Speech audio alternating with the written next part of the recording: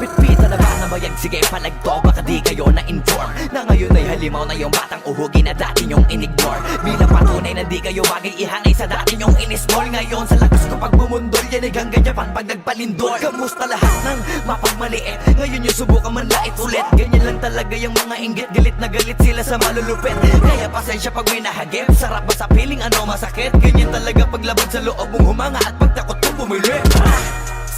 Puta diba napakasaklap? Ginigiit na wala kong talento pero isa ka sa napalakpak. Sige-sigilan nakakaputak, sa pandinig mo ay isalpak. At na mahina laman na awitin hanggang sa ang utak mo'y mabakbak. Ano masarap ba?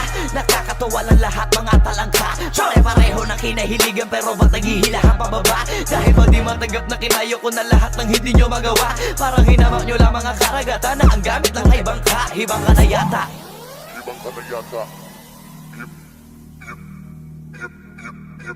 Hibang ka na yata. Hibang ka na yata. Lahat na may maling tono, makakababa na sa trono. Handa naman akong pakinggan kayo, wag nyo lang ako gawin bobo. Bueno, eto na ang malinaw na sagot ko sa napakalabong tanong ko. Bakit ako sumusulot o papatunayan na hindi ako patabon? Alam nyo ba yun? Malamang hindi kasi hindi kayo alisto. Sa sobrang bulag nyo sa katotohanan, lahat kayo ay pinanisko.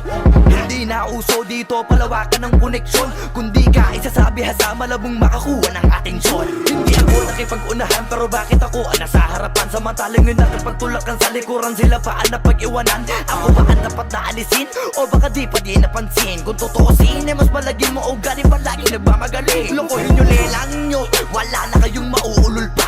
Sa panahon na to sa listahan na mahusay ako ay nakaburda. Lahat pahiya, walang hiya na ngayon yung matagal nyo nang kinutya. Paano ba yung panahon ko naman dahil yung panahon nyo ay tapos na? Shout out to my boy Flo G.